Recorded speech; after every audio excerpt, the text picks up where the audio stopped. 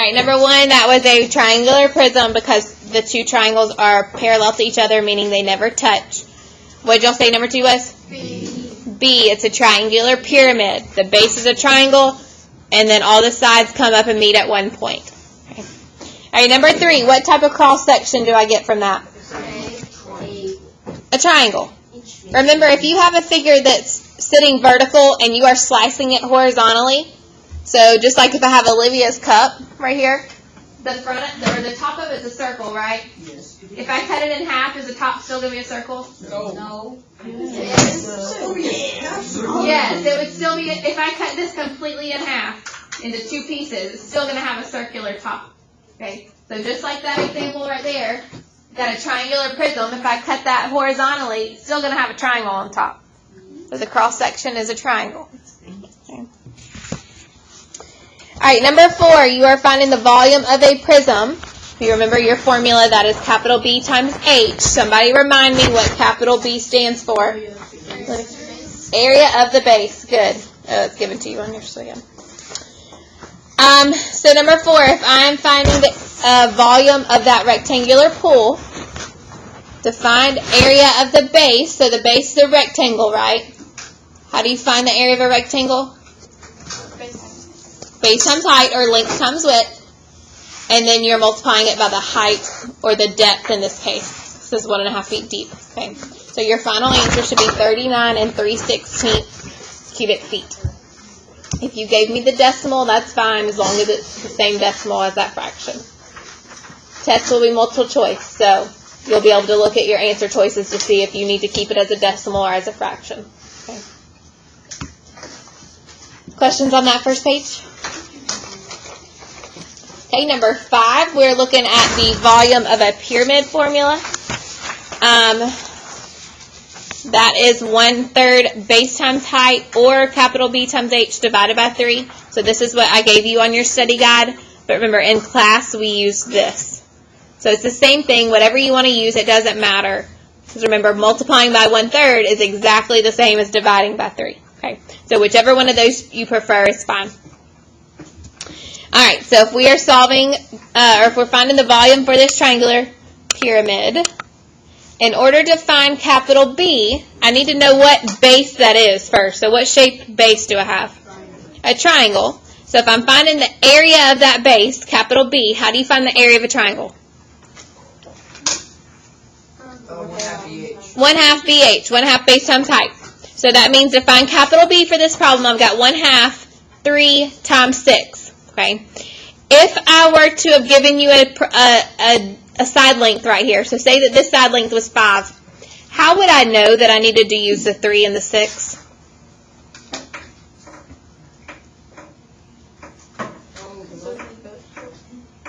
So if I told you that side length right there was a 5, I don't have a pencil. How would you know that to find the area you would multiply the 3 and the 6? Do they come together and meet at a certain type of angle? Yes, these two side lengths are meeting at that right angle. So you've got to remember that. So you want to use the two side lengths of a triangle that meet together at a right angle. Okay. And then, of course, my height, that is that dotted line right there, which is 2. So you multiply everything together, you should get 6 cubic yards. Yes, ma'am? I got 12. You forgot to divide by 2 on your area of a triangle. I did 6 times 3. Mm-hmm. Yep. All right, number 6, you have a square pyramid. So you're still using that same exact formula, 1/3 capital B times H, except what is changing? How you find capital B. Because the base is what shape? A square. How do you find the area of a square? It's just base times height or length times width. Okay. So 5 times 5. You are not multiplying by 1/2 on that one because it's not a triangle. And then your height is 14. So it should be 116.7 cubic inches. In the directions it says to round to the nearest tenth. So that's why it's to 1 decimal place.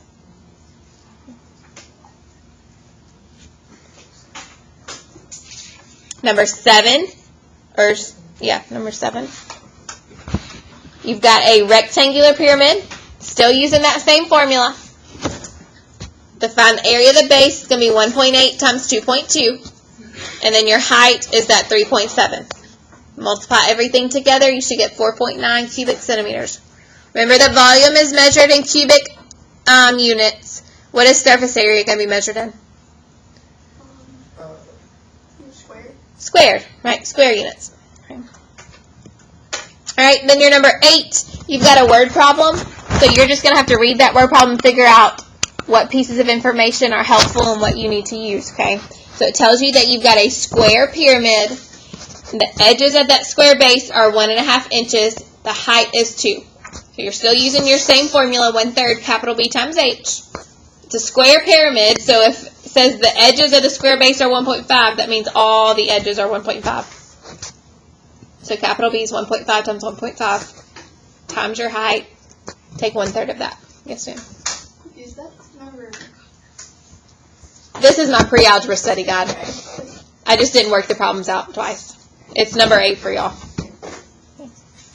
It's still the same problem though. Questions on that? 1.5 cubic inches. Okay, any questions on volume of a pyramid at all? Because we're moving on to surface area now. Okay.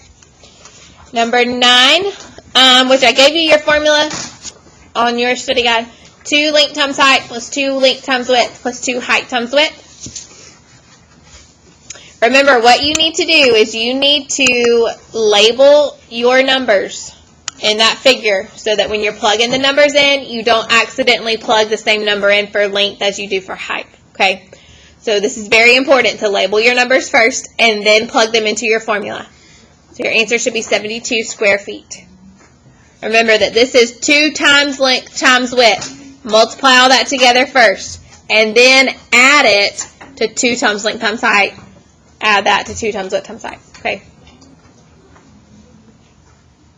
Questions on that one? Okay. Number 12, I've got a surface, or I'm finding the surface area of a triangular prism. Can somebody explain to me how I do that again? Sorry, this is your number 10. Sorry. How do you do this again? Right, you find the area of all the sides and then you add them together. Okay. So, I should be adding a total number, or how many numbers should I be adding at the end? How many areas do I have? 5. I've got 2 triangles, right? And then I've got 3 rectangles. So I should be adding 5 numbers at the end of every single triangular prism. Okay. So first, if I find the area of that triangle, just like I was talking about before, how do I know what 2 numbers to use when I'm finding the area of that triangle? Dominique. The ones that meet at a right angle. So in this case, that'd be 4 and 5.2 because they meet at that right angle. Okay. So to find the area of that, it's 1/2 base times height. So 1/2 times 4 times 5.2. So that gives me 10.4. Is that triangle exactly the same as this triangle? Yes, it's always, those are the bases, so they're always the same. Okay, so I should have, in my final formula, I should be adding 10.4 plus 10.4. Now I need to find the area of one of the rectangles. So if I look at this rectangle right here, what is the length and width of that rectangle? 9 would be my length. What is the width?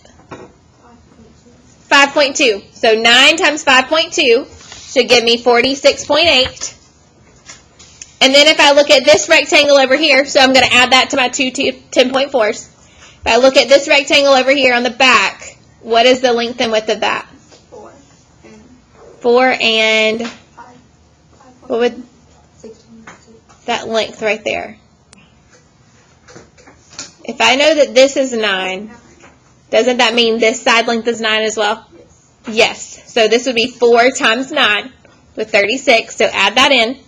And then our 5th number, that's going to be the area of this bottom rectangle. So what are those side lengths? So I'm tracing it right here. Those side lengths.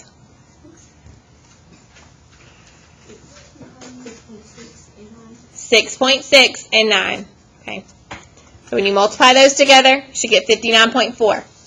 So by adding all 5 of those numbers together, you should get 163 square millimeters. Any questions on that? Later. Okay. All right, number 11, we're finding the surface area of a pyramid. That formula is capital B plus 1/2 times P times L. What does that capital B stand for? Area of the base. What does the capital P stand for? Perimeter of what? It's capital P. The L is the slant height. The capital P is perimeter of what? The base. It's capital, so I know it's of the base. Okay. All right. So if I'm looking at my pyramid, I've got a rectangle or a square pyramid. Capital B is going to be 13 times 13 plus 1/2 P. So perimeter. That means that I'm doing what with that base? How do I find the P? Adding it 4 times or Mhm. multiplying it. Yeah.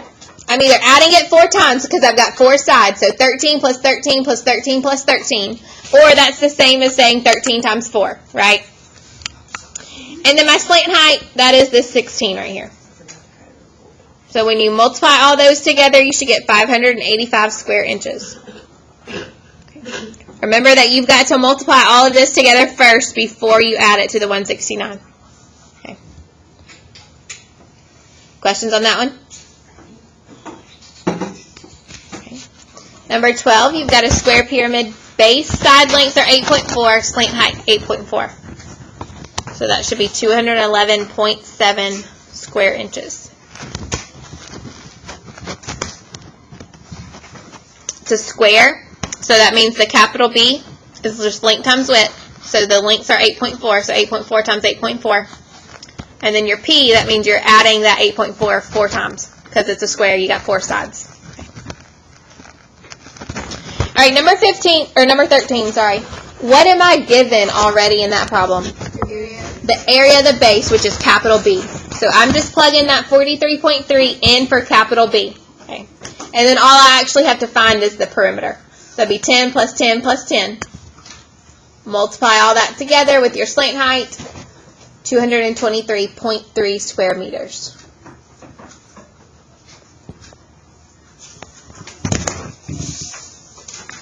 Questions on that?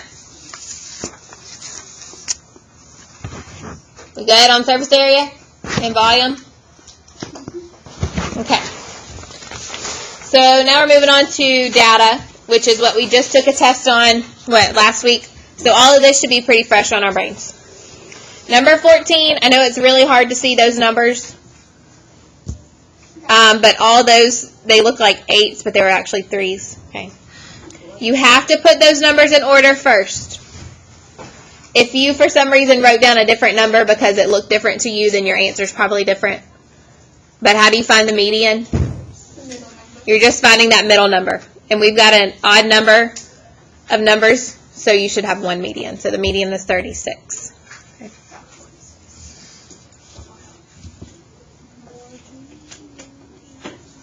Okay, number 15, I'm finding the interquartile range. So remember, you're subtracting the upper quartile and the lower quartile, which is the edges of your box.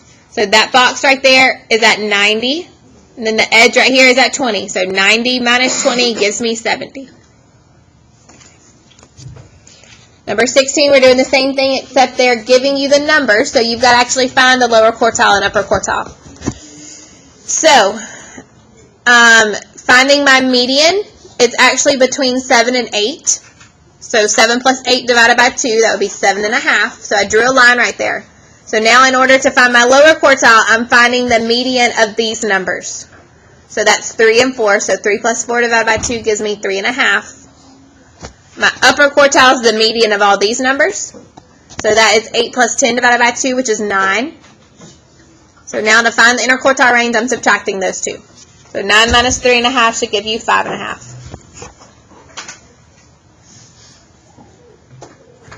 Good on that? Okay. What about number 17? What's my median, or my mode? What 14 and 26. It's actually 26, but it does look like a 28. So if you put 14 and 28, that's fine.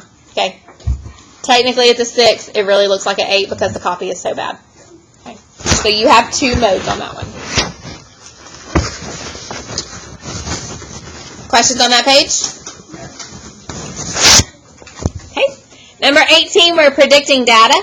So it says, of the dog owners polled, 26% clean their dogs monthly, or their dog kennels. Predict how many out of 330 clean them. So all you're doing is multiplying that 26% times 330. You get a decimal, but can you have a decimal of a dog owner? No, so you've got to round that up. So about 86 owners. Number 19. To determine the most common injury cared for in an emergency room, a reporter goes to the same hospital every afternoon for 1 month during the summer and observes people entering the emergency room. She concludes that second-degree sunburn is the most common injury. Is this valid or not valid? Not valid. Why is it not valid? She goes into one thing. So she only went there in the summer, right? If she's going in the summer, she's probably going to see a lot of sunburn. But what if she was going during the winter? She probably would. I don't know that she would see frostbite, depending on where she is, but she definitely wouldn't see a lot of sunburn, right? So, guys,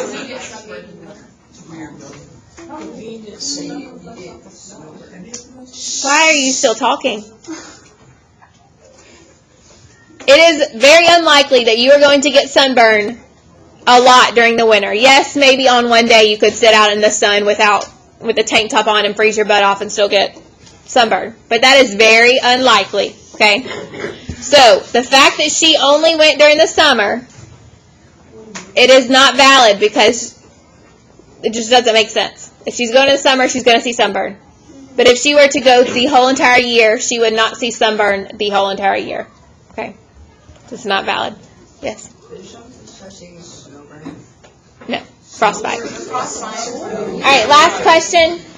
You are finding the range of both teams and the median. So if you're looking at the range, remember that's the largest number minus the smallest number. So for the New York Knicks, actually, that is 9. The Jets, that's 84 minus 72, which will give you 12. And then somebody tell me what part right here represents the median. Hold on. The middle line. So the New York Knicks median was 80. The Jets is 79.